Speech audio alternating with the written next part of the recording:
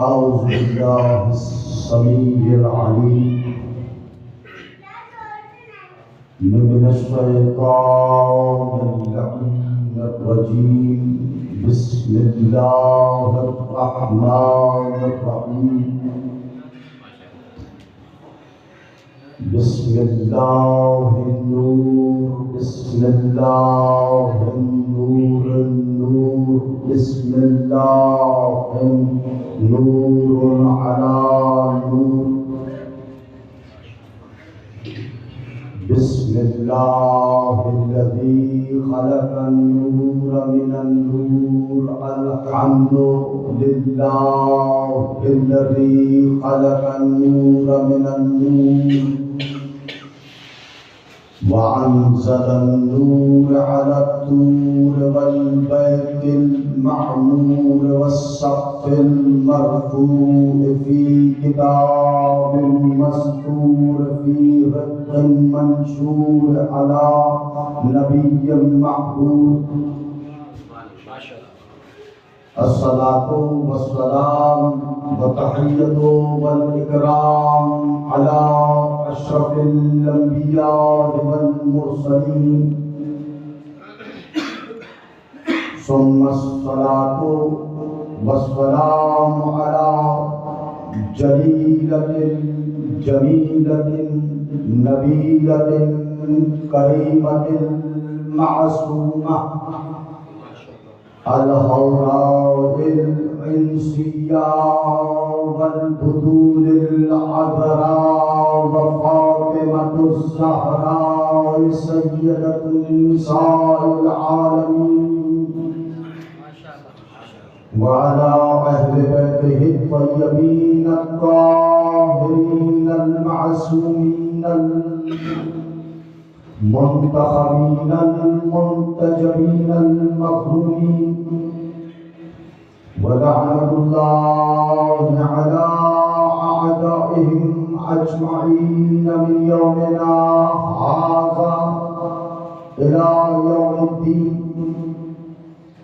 أما بعد، فقد قال الله تبارك وتعالى في كتابه المتقن وقوله الأحسن: بسم الله الرحمن الرحيم. إنا أعطيناك الكوثر فصل لربك وانحر إن شانئك هو الأبتر. الصلوات.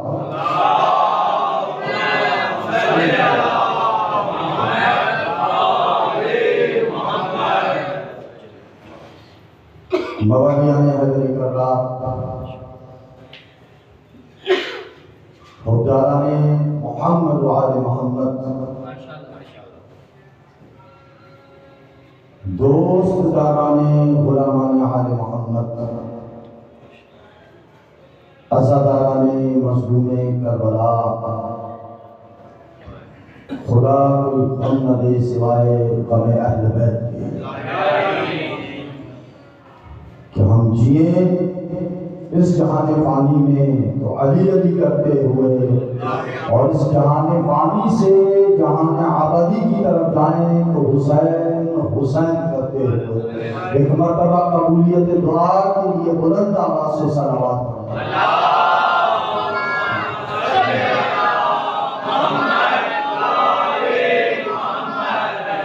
عزیزان من،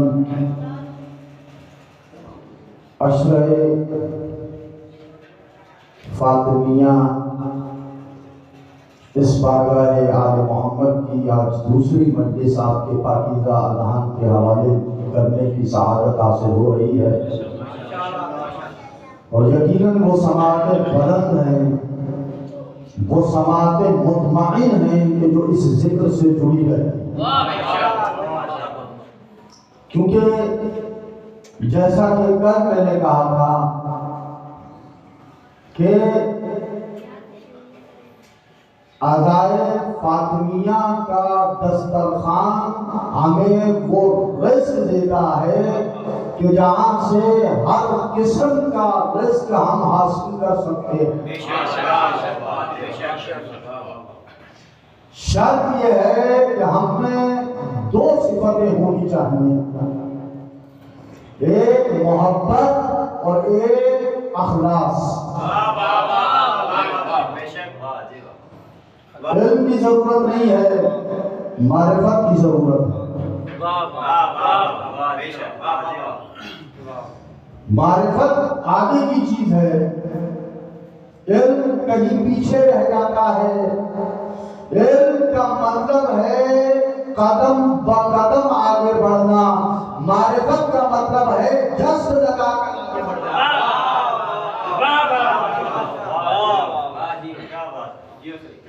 جو عالم صدیوں میں سفر کرتے ہیں وہ عارف چشمے زدن میں اپنے سفر کو مکمل کر دیتے ہیں۔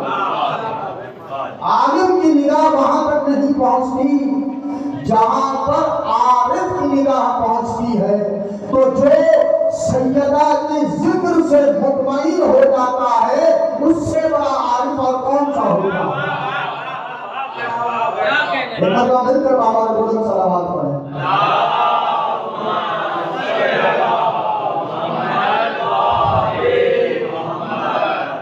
ایک مرتبہ پھر اپنی زبان کو معطر کریں، محمد و آل محمد پر درود بھیجیں۔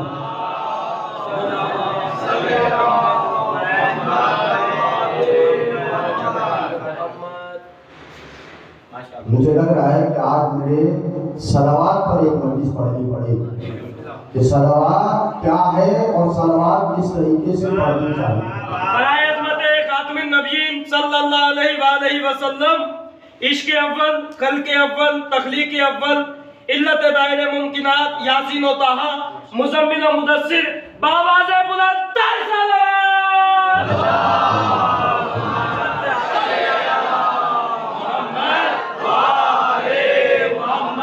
مولا سلامت رکھے آپ کی سماعتوں کو۔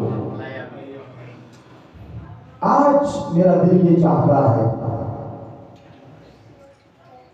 کہ ایک حدیث میں پڑھ رہا تھا تو اس حدیث سے آج میں اپنی گفتگو کا آغاز کرنا چاہتا ہوں، اور اس حدیث سے میں پھر اپنے موضوع پر آ جاؤں گا۔ پیغمبر اکرم مخبر صادق پیغام دے رہے ہیں اور اس پیغام میں بتا کے رہے ہیں کہ انسان کے جسم سے روح کس طریقے سے نکلتی ہے۔ آپ ہو سکتا ہے کہ سویم یا جہنم کی یا برسی کی کسی کی مجلس میں، مجلس تراہیم میں آپ نے اس حدیث کو سنا ہوگا، لیکن میرا دل چاہ رہا ہے یا میں فاطمیہ کا پیغام آپ کے حوالے کرتا چلا جاؤں کہ یہ حدیث میرا سنانے کو دل چاہ رہا ہے کہ انسان کے بدن سے روح کس طریقے سے نکلتی ہے۔ تو رسول نے فرمایا کہ انسان کے جسم سے روح دو کیفیتوں میں باہر آتی ہے، یعنی دو گروہ ہیں، دو انسان ہیں، دو جماعتیں ہیں، ان دو جماعتوں کے روح نکلنے کی کیفیت الگ الگ ہے۔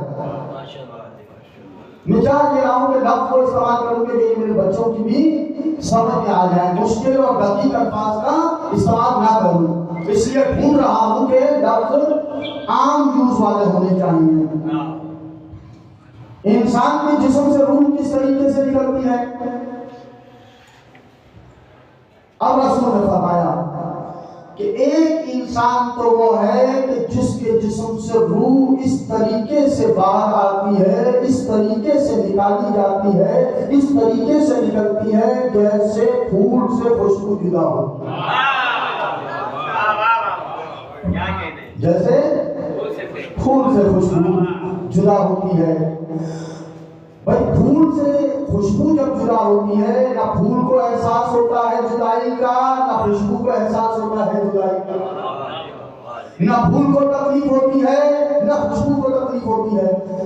کہا دوسرے انسان وہ ہے کہ جس کے جسم سے روح اس طریقے سے نکالی جاتی ہے کہ جیسے ایک ململ کا کپڑا یا ریشم کا کپڑا کسی خاردار جھاڑی کے اوپر ڈال دیا جائے اور ڈالنے کے بعد اسے زور سے کھینچ لیا جائے.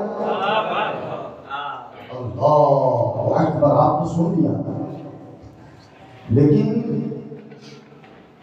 کتنی تکلیف ہوتی ہوگی. کبھی دیکھا ہے, کبھی جا کے تجربہ کیجئے گا. ایک آدھا گز کا ٹکڑا ململ کا یا ریشم کے کپڑے کا لے کر کسی کا تو بھائی جھاڑی پر ڈال دے کر اور اسے بے احتیاطی کے ساتھ کھینچ لیجیے گا, پھر دیکھیے گا کہ کیا حال ہوتا ہے. رسول نے فرمایا کہ انسان کی روح ان دو کیفیتوں سے نکلتی ہے. مولا کائنات نے جب اس حدیث کو سنا بہت کبیرہ خاطر ہوا, رنجیدہ. مولا پوچھتے ہیں یا رسول اللہ کن آدمیوں کی روح کس طریقے سے باہر, یہ جو آپ نے دو طریقے بتائے ہیں تو کس آدمی کی روح کس طریقے سے باہر نکلے گی. کہا جو صاحب ایمان ہوگا, جس کے ایمان میں اخلاص ہوگا, اس کی روح اس کے جسم سے اس طریقے سے جدا ہوگی جیسے پھول سے خوشبو جدا ہوگی. کہا دوسرا وہ انسان ہوگا کہ جو شرک و کفر و نفاق سے اپنے نفس کو میلا کر لے گا, اس کی روح اس کے بدن سے اس طریقے سے باہر نکلے گی کہ جیسے ریشم کا کپڑا خاردار تالی پر جھاڑ کر اس کو کھینچ لیا جائے. اور عزیزان محترم پھر پیغمبر نے بالخصوص 3 افراد کا تذکرہ کیا, 3 صفات کے عامل افراد کا تذکرہ کرتے ہوئے کہا کہ جس میں یہ 3 صفتیں ہوں گی ان کی روح بھی اس طریقے سے نکالی جائے گی کہ جیسے ریشم کا کپڑا خاردار تالی پر جھاڑی پر ڈال کر زور سے کھینچ لیا جائے. مولا کائنات پوچھتے ہیں یا رسول اللہ وہ کون سے صفات کے حامل افراد ہیں کہ جن کی روح اتنی سختی سے باہر نکالی جائے گی. اب رسول فرماتے ہیں کہ وہ 3 افراد وہ ہیں, ایک تو وہ حاکم کہ جو اپنی رعایا پر ظلم, بس میں گفتگو کر رہا ہوں سمجھ میں آپ نے, وہ حاکم جو اپنی رعایا پر ظلم کرے اس کی روح اس کے بدن سے اس طریقے سے نکالی جائے گی جیسے ریشم کا کپڑا خاردار جھاڑی سے بے احتیاطی کے ساتھ کھینچ لیا جاتا ہے. کہا دوسرا کون ہے؟ کہا دوسرا وہ کہ جو مال یتیم کو ہڑپ کر لے, جو غاصب بن جائے, جو مال یتیم کو غاصب کر لے. اسی لیے تو قرآن میں سورہ نساء نے فرمایا کہ ان الذین تاکلون اموال الیتامی ظلما, وہ لوگ کہ جو مال یتیم کو ظلم کے ساتھ ہڑپ کر جاتے ہیں, غصب کر لیتے ہیں, انما یاکلون النار فی بطونہم, تو وہ اپنے بدنوں میں وہ مال نہیں لے جا رہے ہوتے بلکہ جنت کی آگ, جہنم کی آگ لے جا رہے ہیں. عزیزان محترم بہت سخت ہے. انما یاکلون النار فی بطونہم, وہ اپنے بطون میں آگ لے جا رہے ہوتے ہیں. آپ توجہ نہیں کر رہے, اگر توجہ کر رہے ہوتے ایام فاطمیہ کی مجالس پڑھ رہا ہوں میں اور اس میں اس حدیث کو لے کر آیا ہوں. پہلی صفت کیا ہے؟ ظالم حکمران جو اپنی رعایا پر ظلم کرے, حاکم جو اپنی رعیت پر ظلم کرے. دوسرا وہ کہ جو مال یتیم کو ہڑپ کر جائے, مال یتیم کو غصب کر دے. اور تیسرا وہ کہ جو جھوٹی گواہی کو پیش کرے. اگر یہ کسی نے ان 3 صفات میں سے بھی کوئی ایک کام کر لیا ہو تو پھر اس کا مقام کیا ہوگا دنیا میں. اس کے لیے یہ ہے کہ اس کی روح اس کے بدن سے اس طریقے سے نکالی جائے گی جیسے خاردار تاری پر جھاڑی پر ایک ریشم کے ململ کا کپڑا ڈال کر اسے کھینچ لیا جائے, یعنی اس کی پھوٹی نچ جائے گی چاہے ہمیں نظر آئے یا نہ آئے, لیکن وہ اس کیفیت اس تکلیف کی منزل سے گزرے گا. اور اگر کسی میں یہ تینوں صفات پائی جاتی ہو کہ حاکم بھی ہو, رعایا پر ظلم بھی کر رہا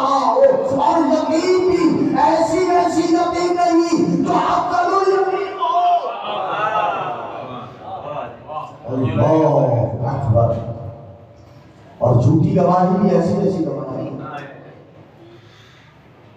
جو قال رسول اللہ کہہ کر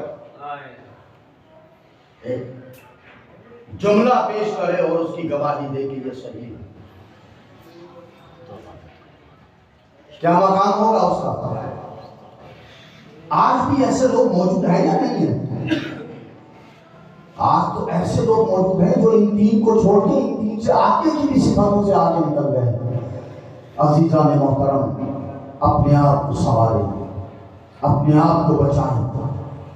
ان مجالس کا مقصد یہی ہے کہ صیانت ذات، اپنی ذات کی حفاظت کی جائے۔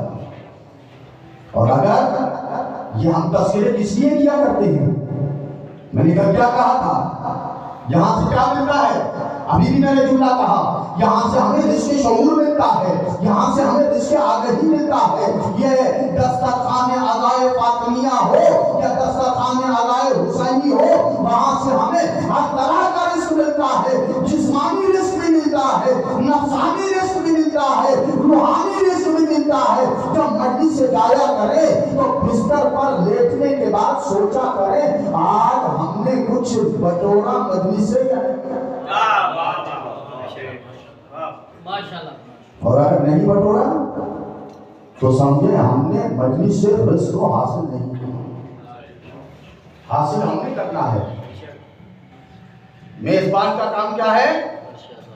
دسترخوان بچھا دے گا، انواع و اقسام کے کھانے لگا دے گا، رزق کی بہتات ہوگی، لیکن اگر کھانے والا کھانا ہی نہ چاہے، بس عزیزان محترم، یہ مجالس اسی لیے ہے کہ ہم جہاں سے اپنا رزق لے کر جائیں۔ کل میں نے کہا تھا نا، آیت اللہ ہے خامنہی نے کیا کہا کہ میں عزائے فاطمیہ کے ذریعے سے ایران کا سال بھر کا رزق جو ہے اس سے اٹھا لیتا ہوں۔ اور میرے قرآن سے دلیل بھی تھی کہ یہ ایسی بس بات نہیں ہے کہ وہ یہ سمجھے بات یہ تو اللہ کا ہے، لیکن آپ کو میں ریپیٹ کرنا نہیں چاہ رہا۔ اِنَّا أَعْطَيْنَا الْكَوْثَرَ، اللہ اکبر۔ اس ایک آیت میں 3 کردار بتائے جا رہے ہیں۔ توجہ چاہوں گا، میں اپنے موضوع پر آ گیا اور حکمت فاطمہ پر۔ اس ایک آیہ مبارکہ میں 3 آیتوں پر مشتمل سورہ مبارکہ ہے، اور اگر بسم اللہ کو شامل کریں تو 4 آیت، لیکن عموماً بسم اللہ کو الگ آیت شامل کرتے ہیں، اور پھر اس کے بعد بتایا جاتا ہے کہ کتنی آیت ہے۔ تو کتنی آیتیں ہیں سورہ کوثر میں؟ کل میں بتایا تھا 3 آیتیں۔ الفاظ کتنے؟ 10۔ حروف کتنے؟ 43۔ ماشاءاللہ، مولا سلامت رکھے۔ 10 الفاظ، 43 حروف، 3 آیتیں خانہ کعبہ پر لٹکائی گئی، ہزاروں الفاظ کو ہٹا دیا گیا، اور وہ الفاظ وہ ہے جس پر عرب ناز کیا کرتا تھا، اور یہ کہہ کر ہٹا دیا ما ھذا کلام البشر۔ جو قصیدہ فاطمہ کا جواب نہ لا سکے وہ ذات فاطمہ کا جواب نہ، جس کی سمجھ میں قصیدہ فاطمہ کی معرفت نہ آئے، اس کی سمجھ میں عظمت فاطمہ کا اِنَّا أَعْطَيْنَاكَ الْكَوْثَرَ، بے شک ہم نے آپ کو کوثر عطا کیا۔ 3 کردار ہیں اس ایک آیت میں۔ ایک ہے عطا کرنے والا، ایک ہے جس کو عطا کیا جا رہا ہے، ایک ہے جو عطا کیا جا رہا ہے۔ عطا کرنے والا کون؟ اللہ۔ لینے والا کون؟ کس کو عطا کیا جا رہا ہے؟ رسول۔ ایک وہ ہے جو لیس کمثلہ شیء ہے، ایک وہ ہے جو اس کے بعد بندوں میں لیس کمثلہ شیء ہے۔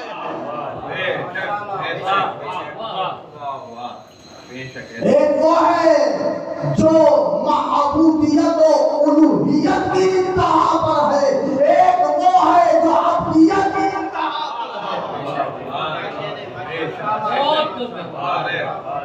ایک اللہ ہے، ایک اس کا عبدہ ہے۔ اللہ اکبر۔ اور شاید اسد بھائی کو تو مکمل طریقے سے یاد ہے، آپ کے بھی ذہنوں میں ہوگا کہ میں عبدہ کی تعریف بتا چکا ہوں کہ عبدہ کی منزل کیا ہے، عبدیت کی منزل کیا ہے، عبدیت کا مقام کیا ہے، عبدیت کی فضیلت کیا ہے، کہ اپنے محبوب کا پروردگار عالم اگر شہادت کے مقام پر رکھتا ہے تو پہلے عبدیت کی شہادت دی جاتی ہے، بعد میں رسالت کی شہادت۔ اشہد ان محمدن عبدہ ورسولہ، لیکن یہ نہیں کہا محمدن عبدن ورسولہ، نہیں، عبدہ ورسولہ۔ عبد اور ہوتا ہے، عبدہ اور ہوتا ہے۔ آدم سے لے کر عیسیٰ تک تمام انبیاء عبد الہی ہے، عبداللہ ہے۔ میرا رسول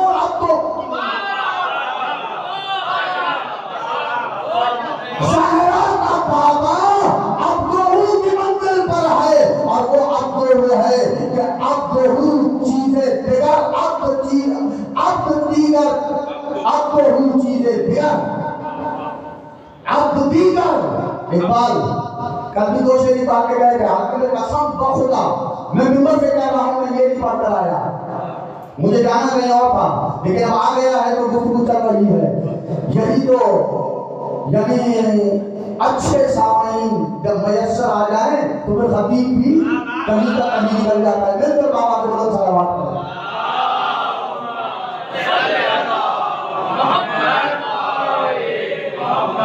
اقبال کہتے ہیں، اقبال کو پڑھا کریں، قسم بخدا اقبال کو پڑھیں، شاہ لطیف کو پڑھیں، ان دو کو تو کم از کم آپ پڑھیں، آپ کو اہل بیت کی شان پتا ہوگی۔ اگر شاہ لطیف عارف خدا ہے تو اقبال بھی کم عارف خدا نہیں ہے۔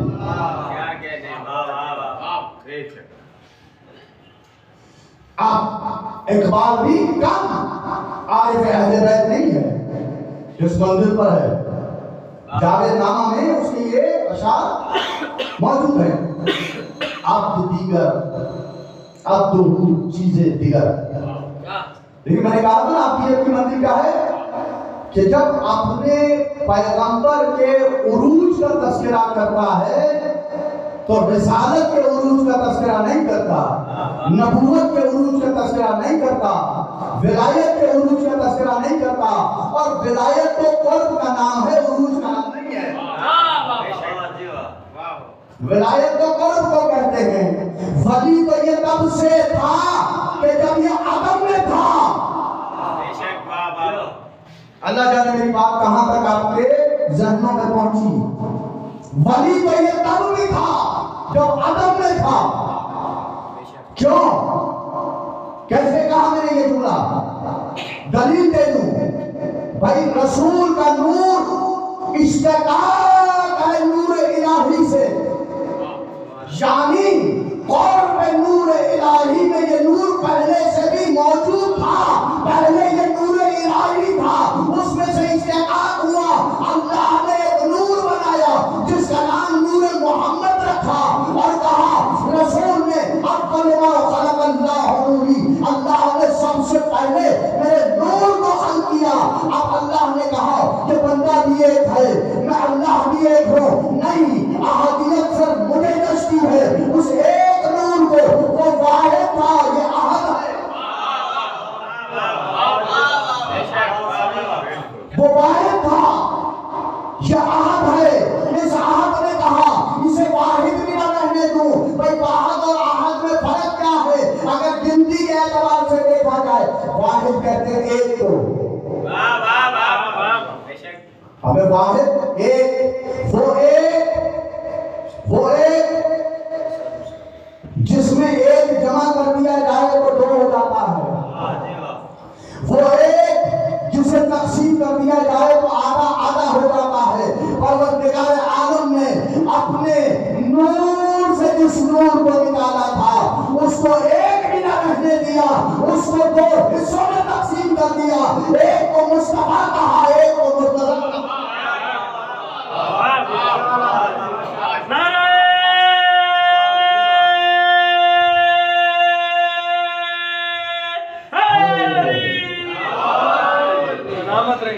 آپ تو دیگر آپ تو وہ چیزیں دیگر آپ تو دیکھیں زہرا کا بابا ہے، قرآن کہہ رہا ہے رسول کسی کا باپ نہیں ہے، صرف رسول ہے۔ لیکن جب زہرا اپنے باپ کا کلمہ پڑھتی ہے تو کیا کہتی ہے؟ ماں کو شکم مادر میں ہوتے ہوئے تسلی دیتی ہے، اماں پریشان نہ ہو، میرے بابا کے ساتھ میرا اللہ ہے۔ اور جب دربار میں آئی تھی جناب زہرا نے کیا کہا تھا؟ یا معاشر الناس، اے لوگو، یہ نہیں کہا یا ایھا المسلمون یا ایھا المومنون، نہیں، یہ نہیں کہا میرے بابا کے صحابیوں، میرے بابا کے ساتھیوں، میرے بابا کے جانثاروں، نہیں، جناب زہرا کہتی ہے یا معاشر الناس، اے معاشرے کے انسانوں، اے معاشرے میں رہنے والوں انسانوں، اعلموا، پہچانو، انی فاطمہ، میں فاطمہ ہوں، وابی محمد، اور محمد میرا باپ ہے۔ اللہ اکبر۔ وہ محمد جس کا تم کلمہ پڑھتے ہو نا، وہ محمد کہ اس وحدہ لا شریک نے کلمے میں قیامت تک اس محمد کو رسالت کے ساتھ اپنے نام کے ساتھ جوڑ کر رکھا ہے کہ اس کا کلمہ پڑھنے والا جہاں معبودیت کی گواہی دے گا وہاں اس کی رسالت کی گواہی۔ اعلموا انی فاطمہ و ابی محمد، جان دو۔ اور دیکھو بڑی باریک سی بات ہے، بات ذہن میں آ رہی ہے، بات سے بات شاید جو میں سوچ کے آیا تھا وہ نہ پڑھ سکوں، وہ کل پڑھیں گے انشاءاللہ، لیکن بات جہاں سے بات نکل رہی ہے وہ آپ کے گوش گزار کرتا چلا جاؤں۔ دیکھیں جناب زہرا نے کیا کہا، قبلہ بہتر جانتے ہیں، انہوں نے پورا عشرہ خطبہ فدیہ پر پڑھا ہے، عشرہ نے تو خمسہ شاید خمسہ، اعلموا انی فاطمہ۔ ہو سکتا ہے انہوں نے وضاحت کی ہو، لیکن میرے ذہن میں بات آئی ہے تو میں کہہ رہا ہوں۔ دیکھیں یہاں زہرا کیا کہہ رہی ہے؟ اعلموا، یہ نہیں کہہ رہی ہے وعرفوا۔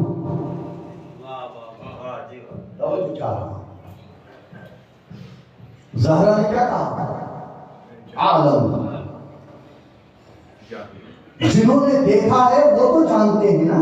دیکھیں میں نے کیا کہا، علم ہمیشہ عرفان سے پیچھے ہوتا ہے، عرفان آگے ہوتا ہے۔ میرے چھٹے امام کہہ رہے ہیں کہ میری جدہ کا نام فاطمہ اسی لیے رکھا گیا کہ خلق کو اس کی معرفت سے جدا کرنا، خلق اس کی کما حق و معرفت حاصل کر ہی نہیں سکتی۔ تو اسی لیے جناب زہرا نے اپنے خطبے میں یہ نہیں کہا کہ فارفو، مجھے پہچانو امی فاطمہ، میں فاطمہ ہوں، نہیں، وہ کہہ رہی ہے اعلمو امی فاطمہ، جنہوں نے مجھے دیکھا ہے، میری عظمت کو دیکھا ہے، میری فضیلت کو دیکھا ہے، رسول کو اٹھتے ہوئے دیکھا ہے، وہ تو پہچانو میں تو بھی فاطمہ ہوں اور میرا باپ محمد۔ اللہ، یہ وہ محمد ہے جو زہرا کا پاپا ہے، لیکن جب چادر کے نیچے آتے ہیں یقیناً بعد از خدا بزرگ کوئی قسم مختصر. میں نے ابھی کہا مخلوق میں لیس کمثلہ شیء، اس سے بڑھ کر رسول سے بڑھ کر کوئی نہیں ہے، رسول سے اعلیٰ کوئی نہیں ہے مخلوق میں، رسول سے اعلیٰ کوئی نہیں ہے. لیکن جب خدا چادر کسا والوں کا تعارف کراتا ہے تو نہیں کہتا کہ ہم محمد و ابنتہ و بنوہا و اخوہا کہ چادر کے نیچے محمد ہے، اس کی بیٹی ہے، اس کے نواسے ہیں، اس کا بھائی ہے. نہیں کہا تعارف علی کے ذریعے سے بھی نہیں کروایا کہ چادر کے نیچے علی ہے، اس کی زوجہ ہے، اس کے بیٹے ہیں، اس کے سسر محمد رسول اللہ ہے. نہیں، ہم فاطمہ و ابوہا و بالہا و بنوہا، چادر کے نیچے فاطمہ ہے، ان کے پدر بزرگوار ہے، ان کے شوہر نامدار ہے، ان کے فرزندان عالی. کیوں؟ آپ نے تو بابا کر لی. کبھی سوچا کیوں؟ اس لیے قسم خدا کی عظمت فاطمہ کے لیے بڑی بات ہے رسول کے ہوتے ہوئے. یہ نہیں ہے کہ رسول سے فضیلت میں آدر ہوگی نا، کبھی نہ سوچیے گا. وہ جیسے ایک حدیث ہے، بعض حدیثیں ہوتی ہیں جو منصب کے لحاظ سے ہوتی ہیں، افضلیت کے لحاظ سے نہیں ہوتی. جیسے لولاک لما خلقت الافلاک، اے رسول اگر آپ نہ ہوتے تو ہم کیا کرتے؟ اس کائنات کو پیدا نہ کرتے، اس افلاک کو پیدا نہ کرتے. لولا علی لما خلقتک، اگر علی نہ ہوتے رسول ہم آپ کو بھی پیدا نہ کرتے. لولا فاطمہ تو نہ خلقتکما، اور اگر فاطمہ نہ ہوتی ہم تم دونوں کو پیدا نہ کرتے. یہ فضائلی حدیث نہیں ہے، یہ منصب کے لحاظ سے بتلایا جا رہا ہے کہ اگر رسول نہ ہوتے، افلاک میں پیغام پہنچانے والا کوئی نہ ہوتا تو رسول کے پیدا کرنے کا کوئی فائدہ نہیں تھا. اور اگر علی نہ ہوتے تو محافظ رسالت کوئی نہیں ہوتا تو پھر ہم رسول کا پیدا کرنے کا، رسول کو بھیجنے کا کوئی فائدہ نہیں تھا. اور اگر فاطمہ نہ ہوتی، ان دونوں کو بلند کرنے والا کوئی نہ ہوتا تو ان دونوں کو یہ وجہ ہے، یعنی وجہ تعارف فاطمہ کہ فاطمہ نے ایک طرف نبوت کو بچایا، ایک طرف امامت کی تبلیغ. ہم کردار نہیں فاطمہ کا، ایسے ہی نہیں کہا رسول نے الفاطمہ بضعۃ منی، بس ہنسی جانے لگا آپ دیگر. یہ کون ہے؟ زہرا کا بابا ہے. عبدہ چیزیں دیگر، عبد دیگر ہے. آدم سے لے کر عیسیٰ تک سب عبد ہیں، سب بندے ہیں اللہ کے. لیکن یہ وہ ہیں جو اللہ کے جواب کے انتظار میں ہوتے ہیں، جو اللہ کے منتظر رہتے ہیں. سراپا انتظار، او منتظر، یہ وہ ہے عبد جو ہر وقت انتظار کی کیفیت میں ہوتے ہیں. اور عبد وہ ہے جس کا اللہ ہے انتظار کرتا. میں نہیں کہہ رہا، یہ اقبال کہہ رہے ہیں. عبد دیگر، اور بڑی یعنی انہوں نے عبد اور عبدہ کی کو ڈیفرینشیٹ کیا ہے. سوال آتا ہے نا کبھی کبھار کہ پلانٹ کے سیل میں اور اینیمل کے سیل میں کو ڈیفرینشیٹ کریں، کیا امتیاز ہے، کیا فرق ہے. استاد یہاں بیٹھے ہوئے ہیں، جب آپ کبھی پرچہ بناتے ہیں تو ایسے سوال دیتے ہیں نا، پھر سوال جب کرتے ہیں تو کیسے کرتے ہیں؟ دو خانے بناتے ہیں، ایک اینیمل سیل، ایک پلانٹ سیل. پھر آپ اینیمل سیل کی فضیلتوں کو لکھتے ہیں، پھر فلان صاحب کی فضیلتوں کو لکھتے ہیں، بھائی اینیمل صاحب میں یہ ہوتا ہے، فلان صاحب میں یہ نہیں ہوتا، اینیمل صاحب یہ ہوتا ہے، فلان صاحب یہ نہیں ہوتا۔ اب رسول اقبال بتا رہے ہیں اب تو روح میں یہ ہوتا ہے، اب تو میں یہ نہیں ہوتا، اب تو روح کی یہ منزل ہے، اب کی وہ منزل نہیں ہے، اب تو روح وہ ہے، اب تو روح وہ ہے کہ جو جود و سمیت سدرۃ المنتہا تک پہنچتا ہے، اب وہ ہے جو کوہ طور پر بھی جائے تو نعلین کو اتارنا پڑتا ہے۔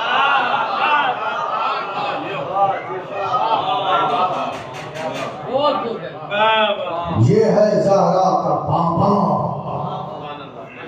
ہاں یک مریم یک نسبت عیسیٰ علیہ پڑھا تھا میں نے انشاءاللہ ان اشعاروں میں آگے بھی ان سے مطلب دیتا رہوں گا، لیکن تاکہ آپ کا ذہن کھلتا رہے۔ اب سمجھ میں آ رہی ہے بات آپ کے کتنا فرق ہے؟ ہاں کتنا فرق ہے؟ اللہ اکبر۔ مریم و سارا، اور مریم وہ بطول ہے جو بطول تو ہے لیکن اس بطول کا کوئی کفر نہیں ہے، اور فاطمہ وہ بطول ہے جس کا علی کیسا کفر ہے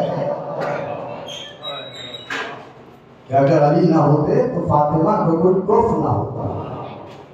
اللہ اکبر۔ بس جانے محترم میں اپنے موضوع پر آؤں کہ اس ایک آیت میں پروردگار عالم کتنے کردار بتا رہا ہے؟ 3 کردار، ایک دینے والا، ایک لینے والا، اور ایک عطیہ، وہ جو چیز عطا کی جا رہی ہے۔ لوگوں نے دینے والے کو بھی پہچان لیا، لوگوں نے لینے والے کو بھی پہچان لیا، لیکن کیا چیز دی جا رہی ہے پروردگار نے اتنے خفیہ طریقے سے دی کہ لوگ پہچان ہی نہ سکے کہ عطیہ کیا۔ خدا نے کہا پہچانو، بڑی معرفت حاصل کرو، تھوڑا دل کے کیواڑوں کو کھولو، سیٹل کرو دل کو، پھر پتا چلے گا کہ وہ عطیہ خدا بندی کا۔ بڑی لوگوں نے کہا کوثر یہ، کوثر وہ، کوثر وہ، کوثر وہ، کوثر وہ، کوثر وہ۔ اب دامن وقت میں گنجائش نہیں ہے، بس میں مسائل کی طرف جا رہا ہوں 2-4 جملوں سے، پھر انشاءاللہ کل بتاؤں گا۔ امام فخر الدین رازی نے اپنی تفسیر میں کوثر سے مراد 15 اشیاء لی، 15 چیزوں کو گنوایا ہے کہ جو مراد کوثر ہے۔ کیوں؟ کس لیے؟ کیا ضرورت تھی؟ اللہ کیا ضرورت تھی؟ دیکھیں آپ پوری سورہ مبارکہ کو پڑھیں، اِنَّا اَعْطَيْنَا الْكَوْثَرَ۔ یہ جو لفظ کوثر ہے نا، یہ جو عطیہ خدا بندی ہے نا، اس میں 2 چیزیں ہیں۔ بس یہ 2 چیزیں بیان کر کے میں مسائل کی طرف آؤں گا، اور کل بتاؤں گا کہ کوثر سے مراد فخر الدین رازی نے کیا کیا دیا ہے اور یہاں کیا ہونا چاہیے۔ کوثر سے آخر مفسرین کو اتنی الجھن کیوں ہے؟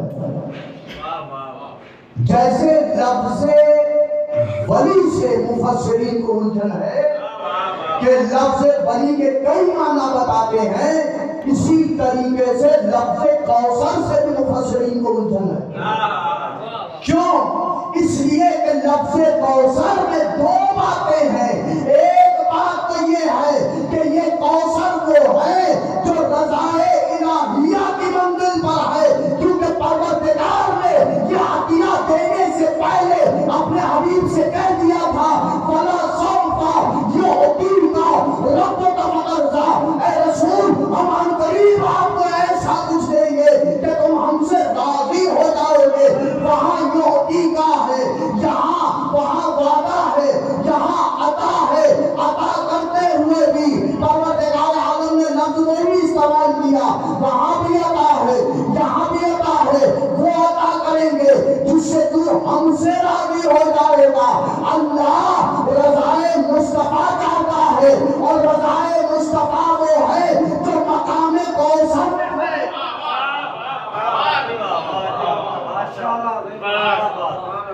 جو مقام کوثر میں ہے وہ رضائے مصطفیٰ کا پارا ہے۔ کل میں نے پارے کی ڈیفینیشن کی تھی، سائنٹیفک ڈیفینیشن کی تھی۔ پارا کسے کہتے ہیں؟ جس سے مزاجوں کو ناپا جاتا ہے یا نہیں؟ بھائی قبلہ کو بخار ہے یا نہیں ہے، کیفیت کیا ہے؟ ایک تھرمامیٹر لگا دیا، بچے آج صبح کتنا لے گئے تھے، بچی کی طبیعت ٹھیک نہیں ہے، ڈاکٹر کے پاس، اب تو پستولیں آ گئی ہیں رکھنے کی ماتھے پر۔ ہاں ماتھے سے پتہ پڑتا ہے درجہ حرارت کہاں جا رہا ہے۔ قیامت میں بھی ماتھے سے پتہ پڑے گا یہ مومن ہے۔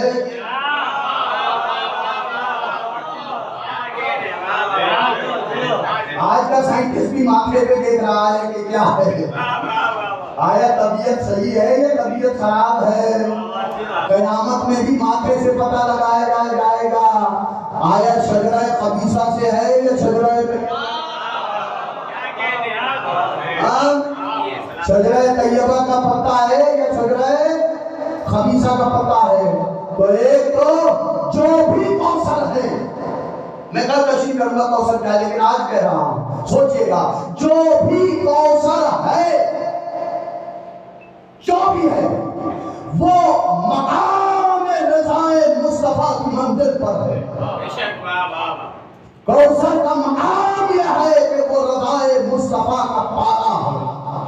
اگر وہ راضی ہے تو مصطفیٰ راضی ہے، مصطفیٰ راضی ہے تو خدا راضی ہے۔ اب ہم پر یہ الزام لگایا جاتا ہے کہ ہم صحابہ کو نہیں مانتے، قسم کا خدا جیسا ہم صحابیوں کو مانتے ہیں ایسا کوئی نہیں۔ جو صحابی کو نہیں مانتا وہ شیعہ نہیں ہے، جو صحابی کو شک و شبہت کرتا ہے وہ شیعہ نہیں ہے، مسلمان نہیں ہے۔ میں نمبر سے کہہ رہا ہوں، جو صحابی پر شک و شبہت کرے وہ مسلمان نہیں ہے۔ یہ تو ہمارے شیعوں کا عقیدہ ہے۔ تو جو صحابی پر شک و شبہت کرے، ہم نے تو اپنا عقیدہ بتا دیا، اب تم اپنا عقیدہ بتاؤ۔ جو اہل بیت پر شک و شبہت کرے،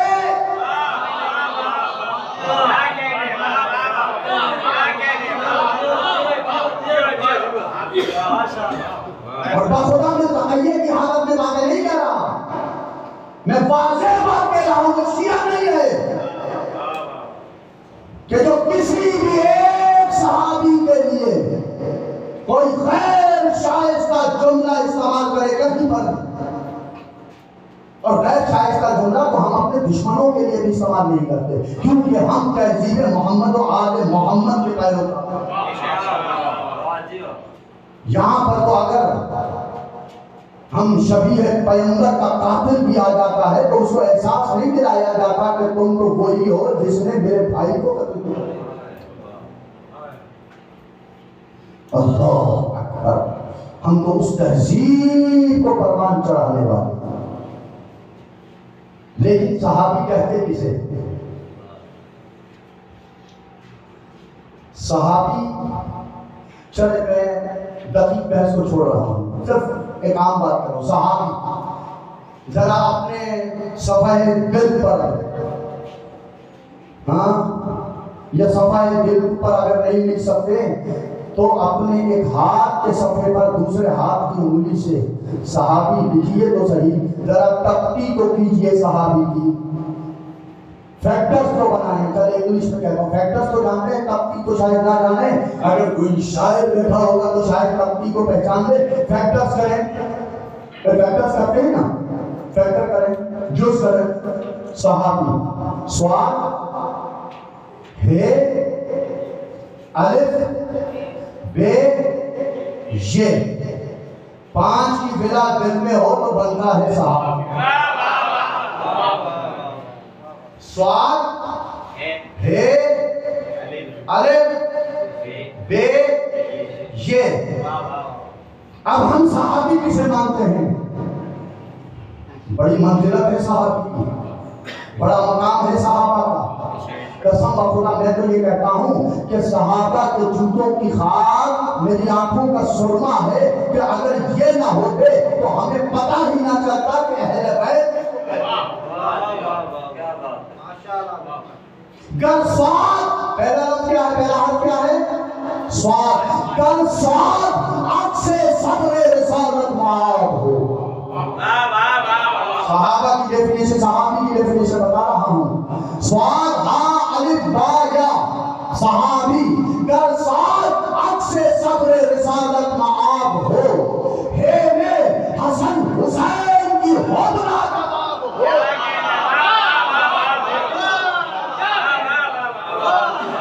گر سواد عکس صبر رسالت معاب ہو. ہے سے حسن حسین کی حوض لاجواب ہو.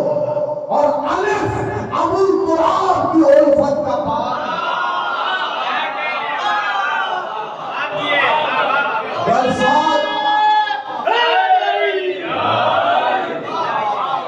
گر سواد عکس صبر رسالت معاب ہو.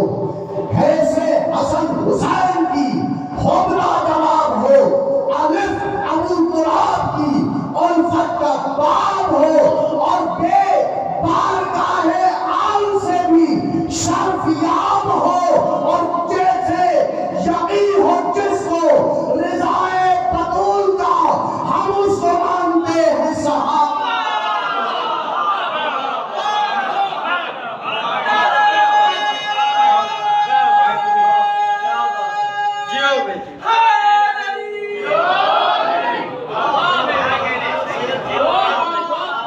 جیسے یقین ہو جس کو رضائے بطول کا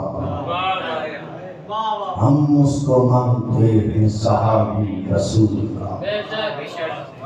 بس شیعہ کا عقیدہ یہی ہے کہ وہ صحابی کو برا نہیں کہتا، برے کو صحابی نہیں. بس عزیزو ختم کی میں نے گفتگو. جو اپنی داڑھی سے زہرا کے چوکھٹ کی جارو کشی کرتا ہے اسے رسول کہتے ہیں السلام منا اہل البیت. ایسے ہی مرتبہ نہیں ملا کر اللہ اکبر. وہ سیدہ وہ ممتحنہ، اور انشاءاللہ موقع ملا تو ممتحنہ پر بھی گفتگو کریں گے کہ جس کا امتحان اس کی خلقت سے پہلے لے لیا گیا اور امتحان دینے والا پروردگار عالم ہے. اللہ جانے کیسا امتحان تھا. شاید یہی امتحان تھا ذرا ہمارے دین کو پروان چڑھانے کے لیے ہمیں تمہاری پسلیوں کی بھی ضرورت پڑی.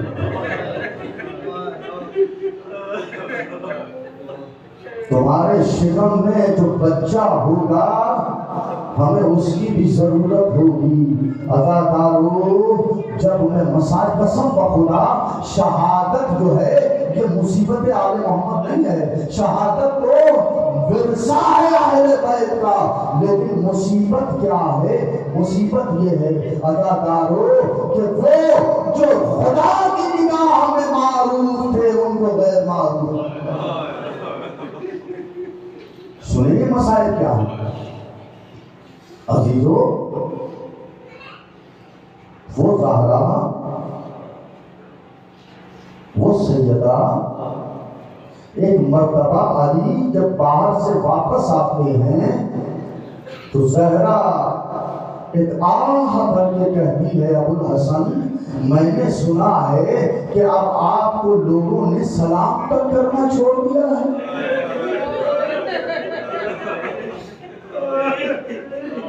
عزیزو جب بھی کسی مومن کو دیکھا کریں، جب بھی کسی کلمہ گو کو دیکھا کریں، سلام میں پہل کرنے کی کوشش کیا کریں. زہرا نے ایک آہ بھر کے علی سے کہا علی میں نے سنا ہے مدینہ کے لوگوں نے تم کو سلام کرنا چھوڑ دیا ہے۔ اداکارو مجھے نہیں معلوم کہ زہرا نے کیسی آہ بھری ہوگی۔ علی ایک اور آہ بھر کے کہتے زہرا تم نے تو یہ کہا کہ علی کو سلام کرنا چھوڑ دیا۔ ارے علی کے لیے مصیبت یہ ہے کہ علی سلام کرتے ہیں، لوگ علی کو جواب نہیں۔ یہ مسائل ہے، اتنا نگلت کیا گیا اہل بیت کو کہ سلام کا جواب واجب ہوتا ہے، لوگوں نے سلام کا جواب دینا چھوڑ دیا۔ جب میں زہرا کے مسائل دیکھتا ہوں نا، پڑھتا ہوں، میری سمجھ میں نہیں آتا، میں زہرا کو بڑا مظلوم پاتا ہوں یا علی کو زیادہ مظلوم؟ علی میرے نظر میں زیادہ مظلوم ہے یا زہرا مظلوم ہے؟ آپ کی سمجھ میں شاید بات جب آئے گی کہ جب آپ دیکھیں گے کربلا کا واقعہ، عصر عاشور، میرے مولا کے جسم میں حرکت نہیں آئے، میرا مولا حسین زخموں سے چور پھٹا ہوا ہے، جسم میں حرکت نہیں آئے، لیکن لوگوں کو قریب آنے کی جرات نہیں ہو رہی۔ ایک مرتبہ شبر نے کہا اگر دیکھنا چاہتے ہو حسین ابھی زندہ ہے یا زندہ نہیں ہے تو چلو خیموں کی طرف، ابھی گئے نہیں ہے، ابھی تجویز پیش کی ہے یا میرا مولا حسین اتنے زخموں کے باوجود ارے اپنی گولیوں کے بلوم پہ ہے، کہتے ہیں اگر تم نے غیرت اسلامی نہیں ہے تو غیرت عرب عرب کو تو منحوس خاطر رکھو۔ ارے ابھی حسین زندہ ہے، حسین جیسے تو گوارا نہیں کہ اس کی زندگی میں کوئی نہ مرا خیموں کے اندر چلا جائے۔ علی میری مظلومیت کو سلام، ارے لوگوں کا مجمع دروازے پر آؤ، دروازے کا گرنا، زہرا کی آواز کو بلند کرنا، یا عزت حسین، ارے علی کے گلے میں رسن ہے۔ کیسے علی نے دیکھا ہوگا محسن شہید ہو گئے، پہلو شکستہ ہو گیا، زہرا زخمی ہو گئی، علی کے گلے میں رسن بن گئی۔ یا ایک مرتبہ زہرا اپنے غم کو بول گئی، کہا اے ابوالحسن، اے ابوالحسن کہاں ہے؟ ایک مرتبہ فضا نے کہا شہزادی ابوالحسن کو گلے میں رسی ڈال کے لے جایا جا رہا ہے، بس یہ سننا تھا۔ شہزادی اٹھی، مرتبہ پیغمبر کی طرف چلی، اپنے سر سے رضا کو اتارنا چاہا کہ میں ایسی بدعا دوں گی ارے مدینے میں زلزلہ آ جائے گا۔ ابھی کہاں نہیں، ابھی صرف ارادہ کیا ہے۔ ایک مرتبہ مدینے میں زلزلے کے آثار نمودار ہوئے۔ ابوالحسن میرا مولا علی سلمان سے کہتا ہے سلمان جاؤ، ارے ام الحسن کو کہو بدعا کے لیے ہاتھ نہ اٹھا۔ وَسَيَعْلَمُ الَّذِينَ ظَلَمُوا أَيَّ مُنقَلَبٍ يَنقَلِبُونَ وَلَعْنَةُ اللَّهِ عَلَىٰ أَعْدَائِهِمْ أَجْمَعِينَ مِنْ يَوْمِنَا هَٰذَا إِلَىٰ يَوْمِ الدِّينِ أَمَّنْ يُجِيبُ الْمُضْطَرَّ إِذَا دَعَاهُ وَيَكْشِفُ السُّوءَ أَمَّنْ يُجِيبُ الْمُضْطَرَّ إِذَا دَعَاهُ وَيَكْشِفُ السُّوءَ أَمَّنْ يُجِيبُ الْمُضْطَرَّ إِذَا دَعَاهُ وَيَكْشِفُ السُّوءَ اللهم يا مقلب القلوب ثبت قلوبنا على دينك اللهم انصر من نصر الدين واخذل من خذل الدين اللهم انصر حماة الدين والمسلمين إلهي بحق محمد من المحمود بحق علي من علي الأعلى بحق فاطمة وأنت فاطر السماوات والأرض بحق الحسن وأنت المحسن بحق الحسين الشهيد وأنت قديم الإحسان بحق 9 المعصومين من ذرية حسین علیہ السلام پروردگار 5 12 14 کا واسطہ محرومہ کونین کا واسطہ معصومہ کونین کا واسطہ پروردگار منتظم عذاب منتظمین عذاب کا یہ فرش عذاب بچھانا عزاداروں کا آنا پڑھنے والوں کا پڑھنا اپنی بارگاہ میں قبول منظور پروردگار تجھے واسطہ بیوی کی شکست کا پہلو میرے مالک ان منتظمین کے دلوں میں جو حاجتیں عزاداروں کے دلوں میں جو حاجتیں پڑھنے والوں کے دلوں میں جو حاجتیں ہیں اگر وہ حاجتیں تیرے عادل پر پوری نہ بھی کرتی ہوں تو اپنے فضل سے پورا کرتا میرے مالک تجھے واسطہ بیماری کا ڈلا ہوتا تجھے واسطہ بیمار مدینہ کا جو مومنین اس پر شہدا بھی بیمار ان کے گھروں میں جو بیمار ہیں پروردگار جس نے میرے ذمہ دعائے صاحب کی اپیل لگائی ہے بالخصوص انتظار علی عزادار بیمار ہیں پروردگار ان تمام بیماروں کو مجھ سمیت میری زوجہ سمیت میری ساس سمیت اور ایک حمزہ نام کا نوجوان بیمار ہے ان تمام بیماروں کو بطفیل علی دیکھ کر بلا ولی مدینہ صحت عاجل کامل عطا فرما پروردگار مومنین کے جان و مال و عزت و آبرو کی حفاظت فرما پروردگار اس ملک خدا داد پاکستان کی حفاظت فرما اس کو استحکام عطا فرما اس کے دشمنوں کو نیست و نابود فرما عزاداری کو ترقی و ترویج عطا فرما دشمنان عزاداری کو اصلاح فرما اگر وہ ناقابل اصلاح ہے تو ان کو نیست و نابود فرما پروردگارا ہمیں حالت توجہ عطا فرما پروردگارا ہماری عبادتوں میں ہماری عزاداری میں روحانیت عطا فرما پروردگار ہمارے ایمان کو معرفت امام زمانہ سے مستحکم فرما قلب امام زمانہ کو ہم سے راضی فرما ان کے زمانہ غیبت و زمانہ ظہور میں آبان و انصار و مددگاران میں شمار فرما ان کے قدموں میں شہادت کی موت نصیب فرما ربنا تقبل دعا بحق زہرا وعبیہا وبعدہا وبنیہا ان اللہ وملائکتہ یصلون علی النبی یا ایھا الذین آمنوا صلوا علیہ وسلموا تسلیما